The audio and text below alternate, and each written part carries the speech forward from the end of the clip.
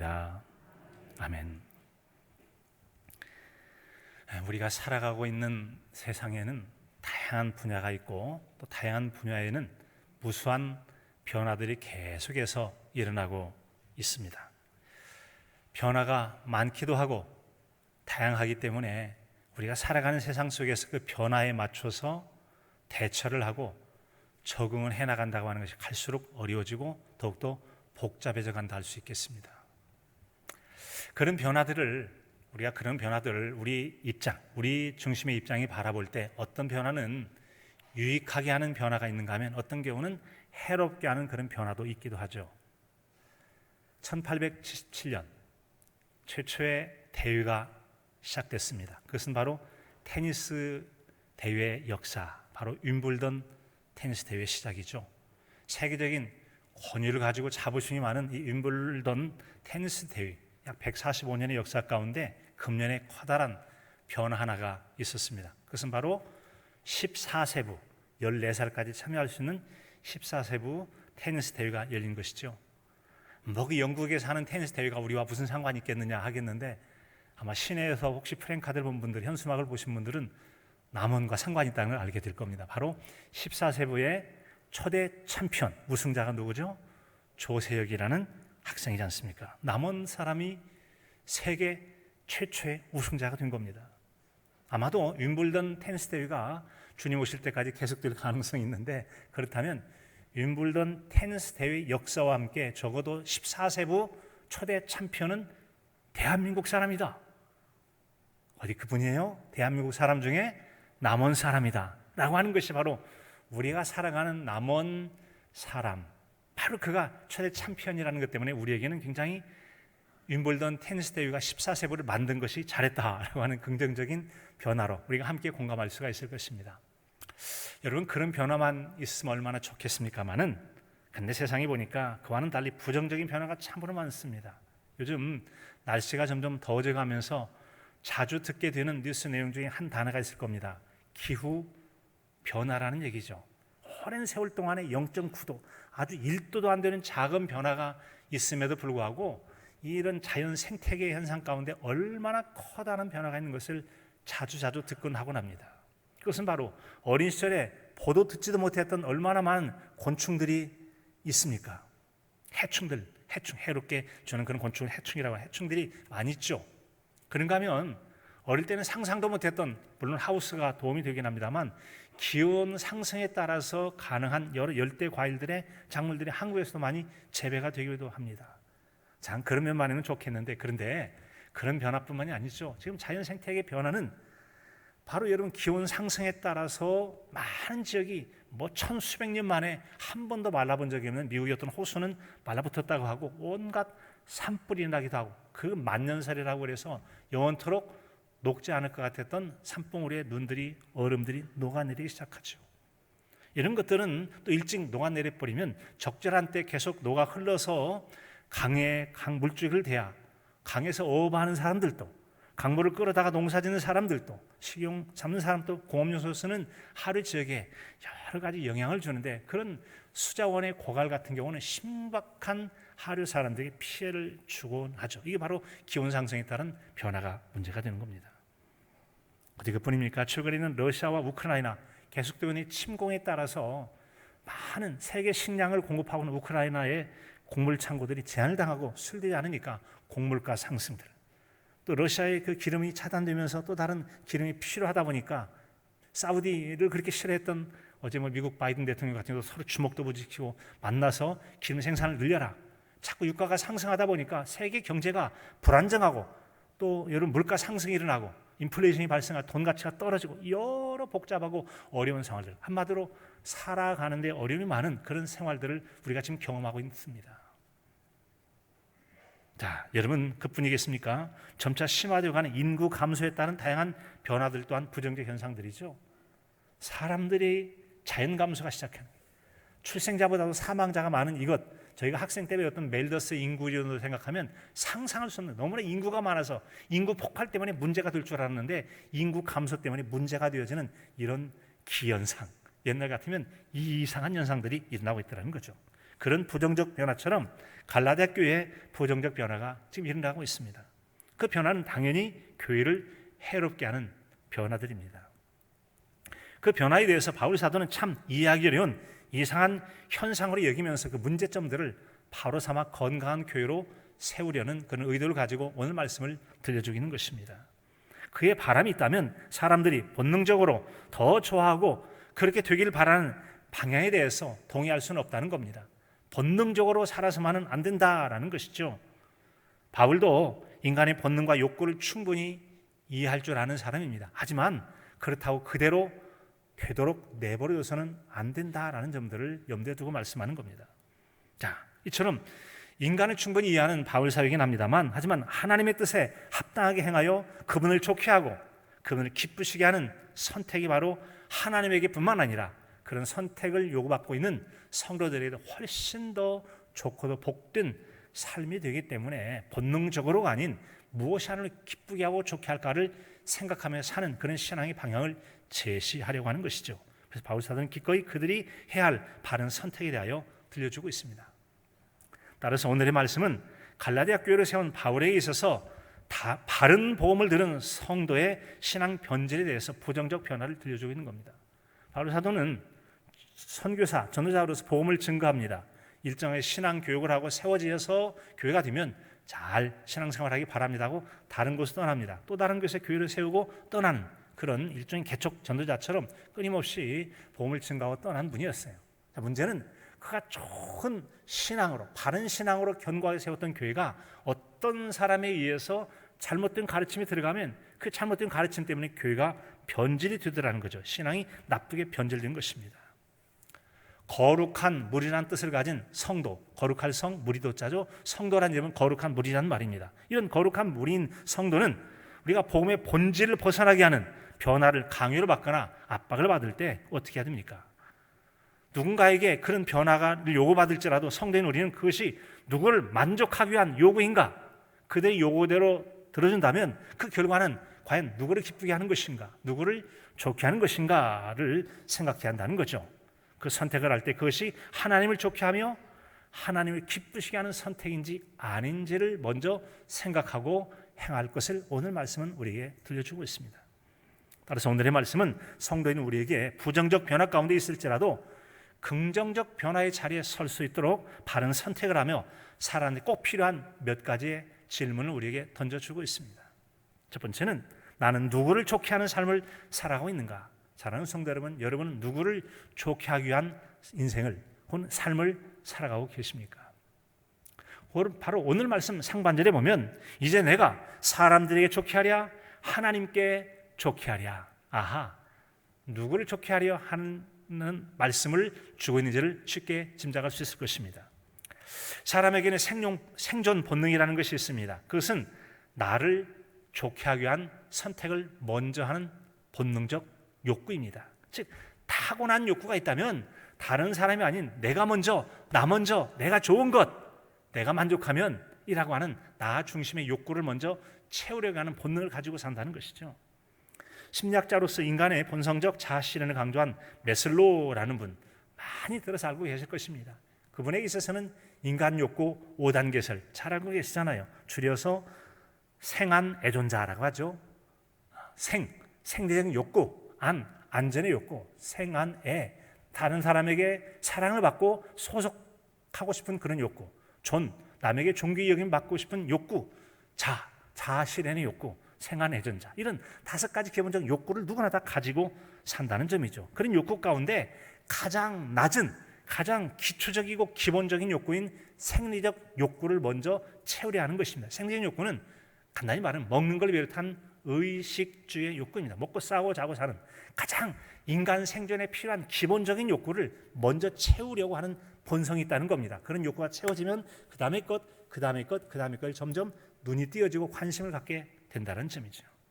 자, 이처럼 인간에게 기본적으로 생존 본능의 욕구가 있는데 바울 사도에 따르면 그렇지 않다는 거죠. 인간 생존 본능을 가진 지극히 당연한 선택, 나를 좋게 하는 생존 욕구를 충족하려 하는데 성경에서는 다르게 말하더라라는 것이죠.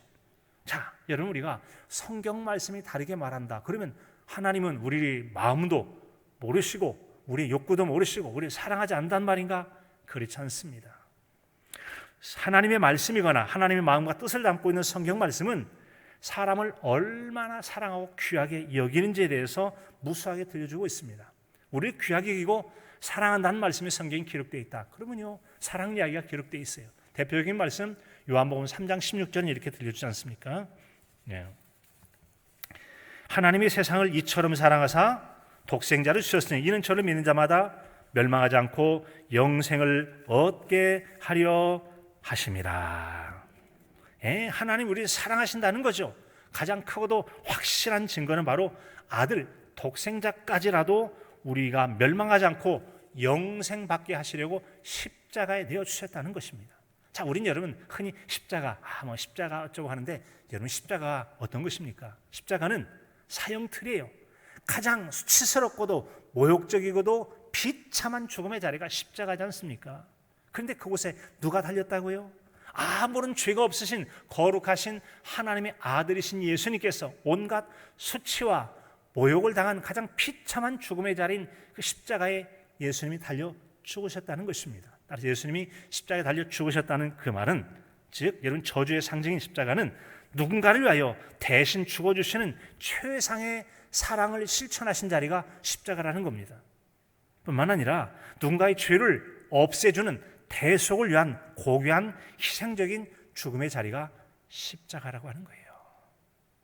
이런 십자가의 의미, 대속적 죽음의 자리, 사랑의 최고의 사랑을 실천한 자리인 십자가를 생각할 때마다 무한한 주님의 사랑과 우리를 위한, 저와 여러분을 위한 고귀한 희생으로 기억되어지고 느껴지고 믿어지는 십자가의 은혜가 있기를 진심으로 축복합니다. 그런 사랑의 마음을 가지고 성경은 곧 나를 먼저 좋게 하려 하기보다는 하나님 좋게 하는 편을 선택하라고 말씀하고 있다는 것이죠. 그 선택은 인간 생존에 절대 필요한 생적 욕구라는 본성을 거스려야만 따를 수 있는 순종의 내용입니다. 그런 본성적 욕구 대신에 하나님을 좋게 하는 것을 먼저 생각하라라고 하는 것이죠. 그것이 우리에게 손해 같지만 오히려 유익이 되고 복이 되기 때문에 그런 것입니다. 예수님은 제자들과 함께 우상이 참으로 많은 가이사랴 빌립보 지역, 이스라엘 북부 지역에 갔을 때 사람들이 나를 누구라고 하느냐라고 묻죠. 어쩌고 저쩌고 대답합니다. 그렇다면 너희는 나를 누구라고 대답하느냐 묻죠. 그 중에 베드로라는 제자가 주는 그리스도시요 살아계신 하나님의 아들이십니다. 주는 그리스도시요 살아계신 하나님의 아들이십니다. 놀라운 신앙 고백입니다. 그 고백을 통해서 제자들의 믿음을 확인하신 예수님은 이 말씀으로 자신의 욕구보다 하나님의 뜻을 먼저 생각할 것을 말씀해 주고 있죠. 어떤 말씀입니까? 아무든지 누구든지 나를 따라오려거든 자기를 부인하고 자기 십자가를 지고 나를 따를 것이니라. 누가 됐든지 간에 나를 따르는 제자의 삶을 살기를 원하느냐? 첫째, 자기를 부인하라는 거죠. 자기 부인이라는 말은 다른 말로 하면 자기의 가장 기본적 욕구를 내려놓고 포기할 때만 가능한 순종의 길이라고 하는 것이죠. 뿐만 아니라 자기 십자가를 지라고 그랬어요. 예수님 같은 경우는 가장 저주스럽고 부끄러운 십자가, 죽음과 수치와 모욕의 십자가였습니다. 최고의 사랑을 실현하는 십자가였고 자신의 대속적 죽음을 통해 누군가를 살리는 고귀한 희생의 십자가였습니다. 그 정도는 안 된다 할지라도 우리가 예수님을 따르기 위해서 자기를 부인하는 정도의 자기 포기를 감당하는, 자기 희생을 감당하는 십자가를 지고 나를 따를 때 진정한 내 제자가 될 수 있다는 것이 예수님 말씀 아니겠습니까? 이처럼 제자들이 자신을 따르면 자기를 부인하라고 말씀하셨어요. 그런 사람만 온전히 예수님을 따를 수가 있기 때문에 그런 것입니다. 이렇게 예수님은 자신의 부인을 통해서 예수님 따를 수 있는 사람은 누구를 좋게 하랴? 하나님을 좋게 하랴? 사람 좋게 하랴? 이런 질문에 대해서는 답이 너무 쉬워요. 자신이 부인되어 있는 사람에게 뭐가 걸리는 게 있겠습니까? 하나님을 좋게 하를 선택하지 않겠어요? 그런 선택이 사도행전 4장 19절 이하에도 들려지죠. 베드로와 요한이 대답하여 이르되 하나님 앞에서 너희 말을 듣는 것이 하나님 말씀 듣는 것보다 옳은가 판단해 보라. 당신도 생각이 있을 거 아니에요. 한번 생각해 보시오. 당신들 말 듣는 게 옳겠소? 아니면 하나님 앞에서 그분 말씀 듣는 게 옳겠느냐 말이죠. 이건 물으나 마나예요. 그런데 그 당시에 사람들은 그들의 말을 하나님 말씀 듣는 것보다 먼저 듣기를 바라는 사람이 있었어요. 무슨 내용입니까? 사도행전 3장에 보면은 베드로와 요한이 성전으로 기도하려 가다가 성전 앞에서 구걸하는 한 장애인을 만났잖아요. 나사렛 예수 그리스도의 이름으로 일어나 걸어라. 고친 놀라운 치유의 사건이 있었습니다. 이것을 문제 삼아가지고 그 당시에 종교 지도자인 관리들과 장로들과 서기관들이 모였습니다. 대제사장 모였습니다. 모여서 너희가 무슨 권세로 누구의 이름으로 이런 일을 행했느냐? 감히 네가 누구 건데 그런 병자를 고쳐? 여러분, 고쳐도 시비를 걸고 문제를 삼았던 그 당시 종교 지도자에 있어서는 그들의 말 듣는 것을 하나님 말씀 듣는 것보다 더 귀하게 여겼다는 거죠. 잘못된 거예요. 그들 따라서 되겠습니까? 우리는 여러분 사람 말에 강요받을 때가 있어요. 그렇게 하라 하지만 과연 우리는 누구 말을 듣는 게 옳겠습니까? 하나님을 좋게 하랴 사람을 좋게 하랴. 여러분은 어떤 길을 선택하시겠습니까? 그들은 그런 위협에 당당히 맞섰고 그가 하나님을 좋게 하는 삶을 바랐기 때문에 하나님을 좋게 하는 편에 선택하겠다. 우리는 나가서도 그 예수께서 부활하셨다고 복음을 전할 것이다 라고 위협에도 불구하고 당당하게 맞선 걸 볼 수 있습니다. 나에게 복음으로 영원한 생명을 주신 하나님을 좋게 하게 하는 선택을 하며 성숙하고 복된 신앙인의 삶을 살아가는 저와 여러분의 삶이 되시기를 간절함으로 축원합니다. 두 번째로 나는 누구에게 기쁨을 구하며 살아가고 있느냐는 질문입니다. 여러분은 누구에게 기쁨을 구하며 살아가고 있습니까? 사람이란 여러분 가치와 또 의미를 추구하며 살아가죠. 그래서 같은 일이라도 같은 것을 얻는다 해도 누구를 통해서 어떤 방법을 통하여 얻느냐라는 게 참 중요해요. 어떤 사람이 돈이 필요해요. 월급을 받아요. 급료를 받긴 받는데 그 급료가 만약에 뭐 일본의 야쿠자라든지 저기 중남미의 마약 그런 깽단들이 있어요. 마약을 불법 거래하고 사람을 해롭게 하는 두목에게 충성을 해서 받는 월급하고 사유가 공적으로 인정을 하고 누군가에게 도움과 유익을 주는 그런 직업을 가지고 정정당당하게 존경을 받을 수 있는 직업을 가지고 여러분 월급을 받는 거하고 그 돈이 값은 똑같을지 모르지만 의미가 똑같겠습니까? 전혀 다를 것입니다. 가치 있는 삶을 생각한다는 건 바로 의미를 생각할 때 같은 돈 같지만 전 의미가 다르다는 거죠. 그런 것처럼 오늘의 말씀은 바로 그 점을 묻고 있습니다. 이제 내가 사람들에게 좋게 하랴 하나님께 좋게 하랴 사람들에게 기쁨을 구하랴. 내가 지금까지 사람들에게 기쁨을 구하였더라면 그리스도의 종이 아니니라. 그 얘기는 내가 사람들의 기쁨을 구하는 사람이 아니었다는 거죠. 사람들의 기쁨과 만족을 내 기쁨으로 삼고 하는 것이 아니라 하나님의 기쁨을 먼저 생각하는 그런 신앙의 길을 걸었다라고 하는 거 아니겠습니까? 사실 이 갈라디아서 1장에 보면 여러분 복음을 속히 떠나서 복음 아닌 다른 복음을 따르는 그런 사람들이 사는 시대를 악한 세대다. 세대가 악해졌다. 어쩌면 세상이 이렇게 나쁘게 변해버렸는가 라고 말하죠. 그리고 말하는 내용은 바로 그가 정성을 다해 복음을 증거하고 세웠던 교회 성도들의 믿음이 바로 유대 율법주의자들이 저녁에 몰래 가라지를 뿌리는 마귀집과 같이 그들에게 유대 율법주의 즉 예수님을 믿음으로 말미암아 죄 용서받고 구원을 받는다는 신앙적 가르침에 대해서 가라지 같은 걸 뿌리게 된 겁니다. 바로 율법을 지킴으로 구원받는다. 그 내용은 뭐냐면 할례를 받고 율법을 지켜야만 구원을 받는다는 것이죠. 우리는 오직 예수 그리스도를 믿음으로 말미암아 구원을 얻는 줄로 믿습니다. 할례 때문에 구원받는 게 아니라는 거죠. 그런데 그들이 그걸 구원의 조건으로 여겼다는 거죠. 경건한 신앙인이 걸어가야 할 바른 신앙에 대해서 걸려 넘어지게 하는 나쁜 걸 가르칠 때 그건 아니야. 바른 신앙을 그가 제시해주고자 했던 것이죠. 그 내용이 바로 오늘 말씀 10절 앞에 있는 6절부터 9절까지 내용 이런 내용을 담고 있습니다. 그리스도의 은혜로 너희를 부르신 이를 이같이 속히 떠나 다른 복음을 따르는 것을 내가 이상하게 여기느라. 아니 어떻게 그러지? 어떻게 바른 복음을 떠나서 엉뚱한 그런 복음을 따르냐. 내가 정말 이상하게 생각된다라고 하는 거죠. 다른 복음은 없나니 다만 어떤 사람들이 너희를 교란하여 그리스도의 복음을 변하게 하려 함이라. 이런 변화는 나쁜 변화입니다. 나쁜 변화예요. 나쁜 변화가 뭐냐면 유대 율법주의자들이 바른 신앙의 복음에 나쁜 걸 섞어서 복음을 변질시키려 한다. 이게 바로 오늘날로 말하면 이단들이 하는 행동들 아닙니까? 이단의 교주를 만족하고 이단의 교주를 신격하기 위해서 바른 복음을 자꾸만 변질시켜서 가르치는 집단들, 그들은 그들도 천국에 가지 못하고 믿고 따른 자를 천국에 이르지 못하는 악한 세력이 되어지죠. 그에 대해서 바울 사도는 어떻게 합니까? 그러나 우리나 혹은 하늘로부터 온 천사라도 우리가 너희에게 전한 복음 위에 다른 복음을 전하면 저주를 받을지어다. 혹시 우리와 함께했던 제자 중에 나중에라도 변질돼서 또 이상한 것 전한다면 그가 하늘에 내려온 천사라고 할지라도 그 천사도 저주를 받을 것이다 라고 얘기하는 것입니다.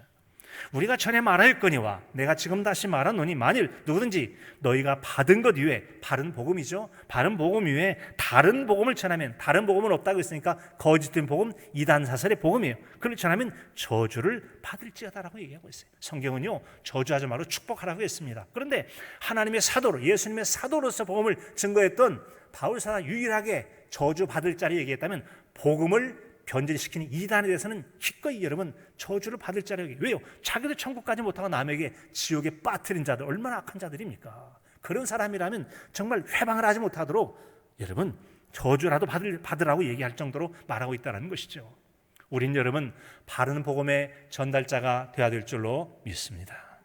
아마도 교회 예배당 올라올 때 보면 교회학교 이번에 여름 성역교 주제가 복음의 라이더, 복음의 라이더스라고 하는 내용이 쓰여있는 거 볼 수 있어요. 라이더가 뭐죠? 타는 사람이라고 하는 건데 때로 한편은 배달자라는 뜻도 있어요. 라이더, 여기 통닭 한 마리 주세요 브르릉 해가지고 배달해 준 사람이 라이더예요. 라이더스. 그래서 복음의 라이더스라는 얘기는 복음의 전달자라는 얘기예요. 자, 그런데 통닭을 한 마리 주문했다고 해보십시다. 혹은 짜장면을 주문을 했는데 집에 와서 보니까 썩어 있네. 냄새가 나서 그 먹었다간 죽게 생겼어요.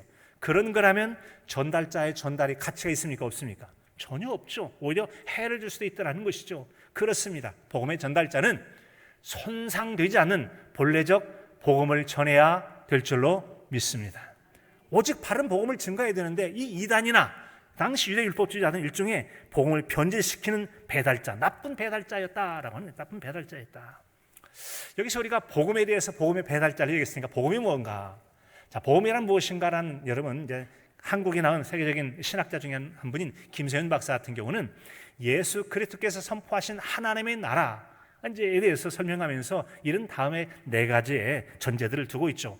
하나님 나라에서는 첫째 전제는 창조 사상이 들어있습니다. 하나님 우주 만물의 창조자시다. 온 우주의 통치자의 왕이시고 그분은 또한 그분의 형상을 따라 사람을 창조하시고 사람들로 하여금 하나님을 대신하는 대리자로 세웠다라는 것이 첫 번째 내용이죠. 두 번째는 타락 사상입니다.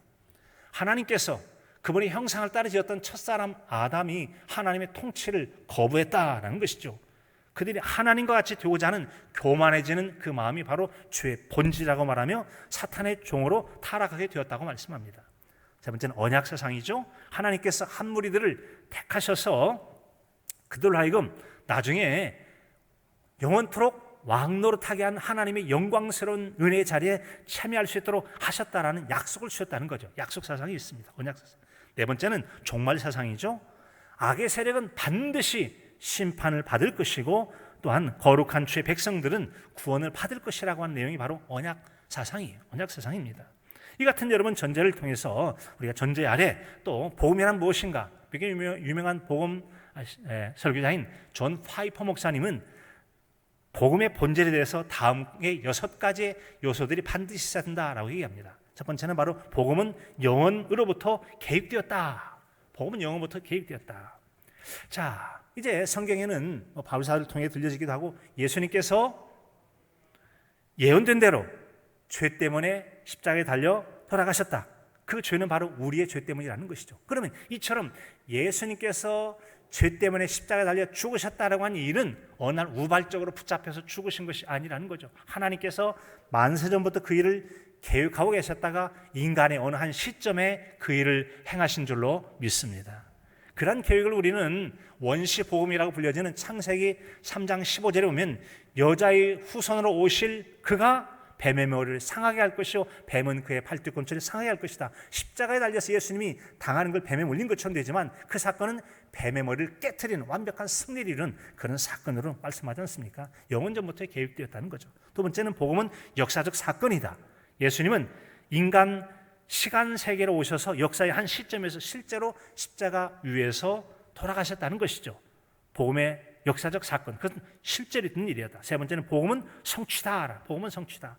복음이 성취되기까지 하나님과 아들 예수님 사이에 어떤 일이 일어났다라는 그런 말이죠. 즉 죄값을 지불하셨고 그리고 하나님의 의의가 실현이 되었다는 것이죠. 이것은 죽음에 이르는 순종을 통해서 가능한 일이었다는 겁니다. 그러기에 완전한 순종이 이루어졌고 완벽한 속죄 제물로 드려졌다. 예수님께서 십자가에 달려 죽으심을 요한복음 3장 16절 하나님이 세상을 이처럼 사랑하사 독생자를 주심은 십자가에 달려 죽으심이죠. 네 번째로 복음은 이 세상이 값없이 주신 선물이라는 것이죠. 만약에 값을 주고 사면 선물이 아니죠. 그건 내 돈 주고 산 거니까 내 것이다 라는 거죠. 그렇다면 복음도 무의미하게 되고 말 겁니다. 복음이라는 것은 값없이 주신 하나님의 선물인 줄로 믿습니다. 믿음이 아닌 행위로 얻는 것이라면 복음은 무의미하게 될 것입니다. 다른 말로 하면 행위가 아닌 믿음으로 말미암아 값없이 주신 하나님의 선물을 저와 여러분은 하나님께로 받은 줄로 믿습니다. 이에 대한 하나님의 계획이 있었고 하나님 그것을 사건으로 십자가 위에서 이루셨습니다.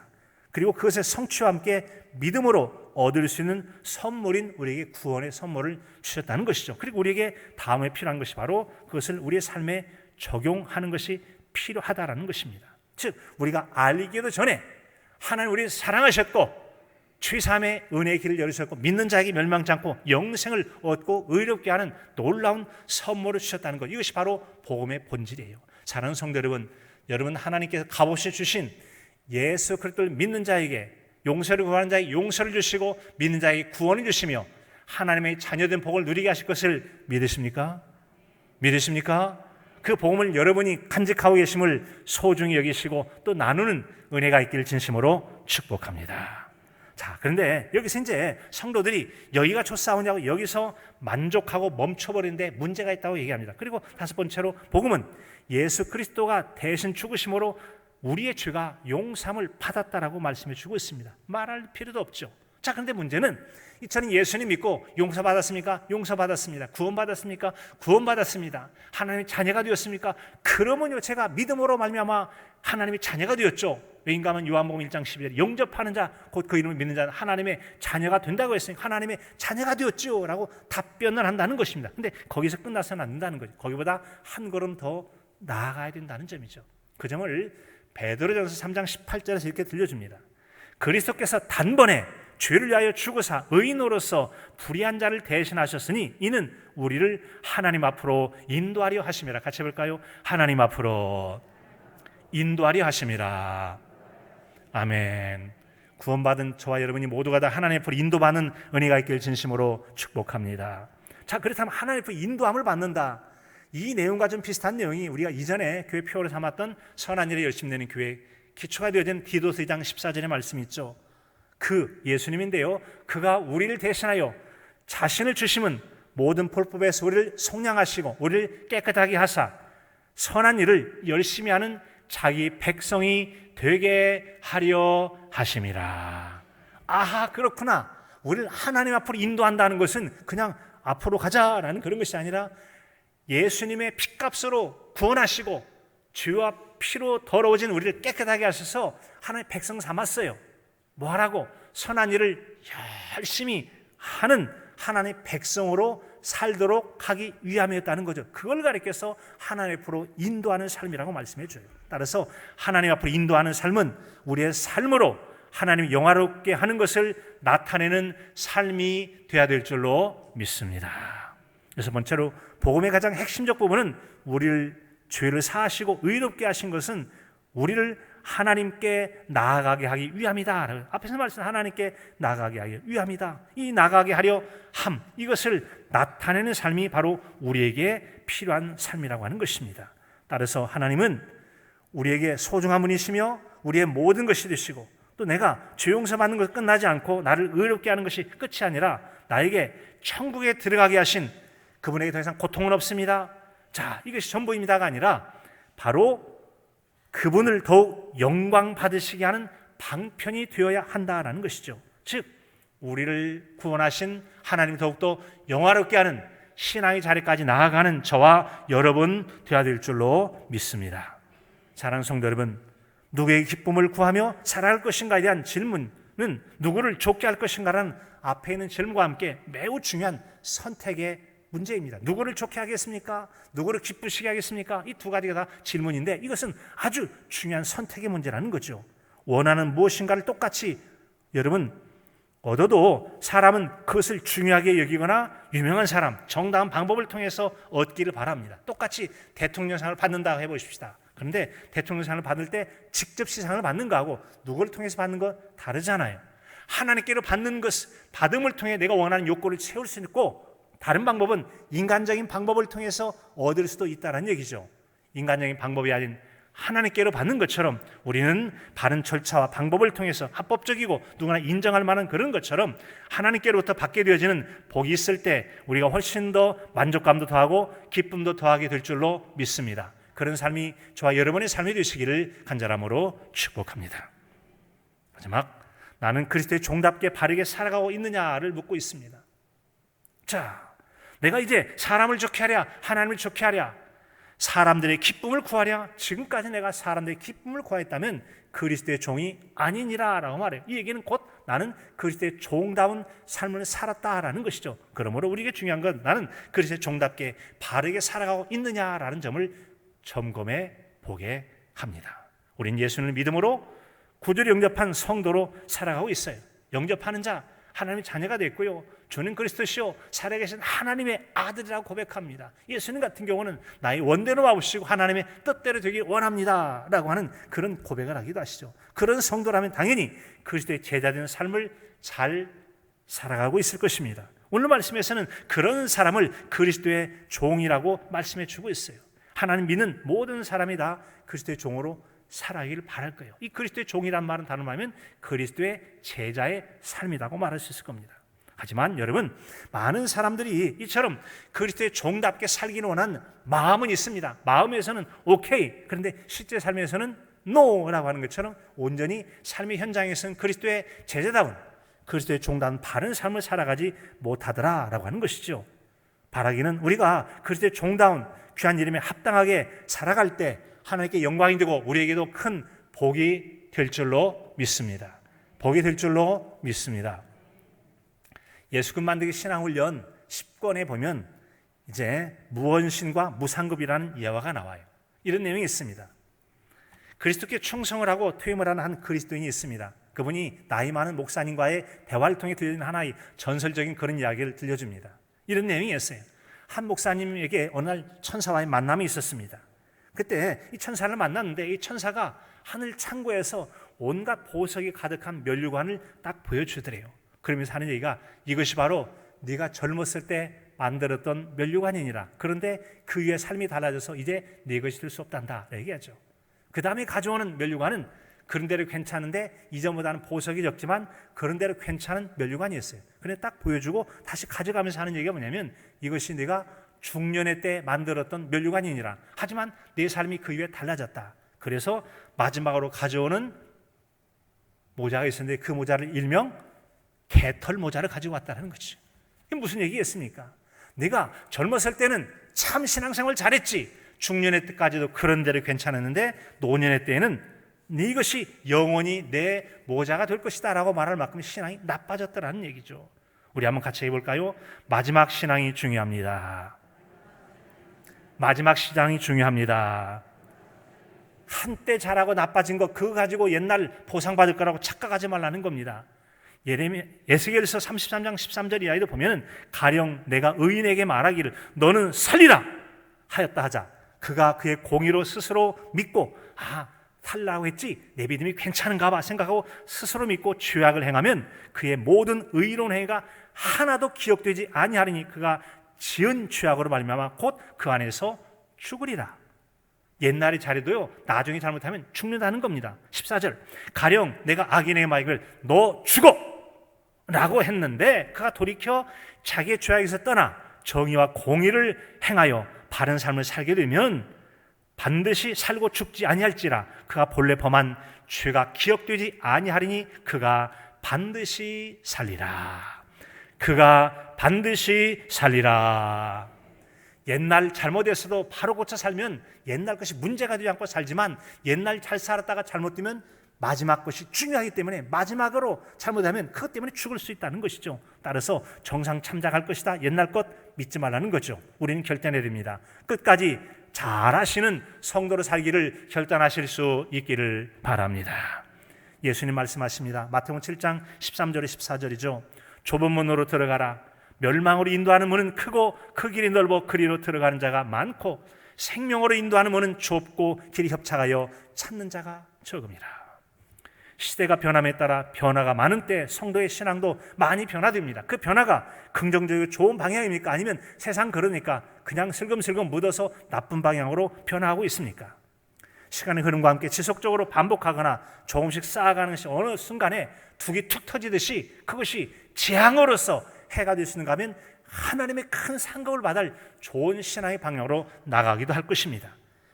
나쁜 방향이라면 시대에 맞서서 변화에 맞서 살아가는 우리가 온전히 주님께 속하여 주를 기쁘시게 하고 영화롭게 하고 그리스도의 종다운 삶을 통하여 온전한 믿음의 승자로 사시는 저와 여러분의 삶이 되실 수 있기를 간절함으로 축복합니다.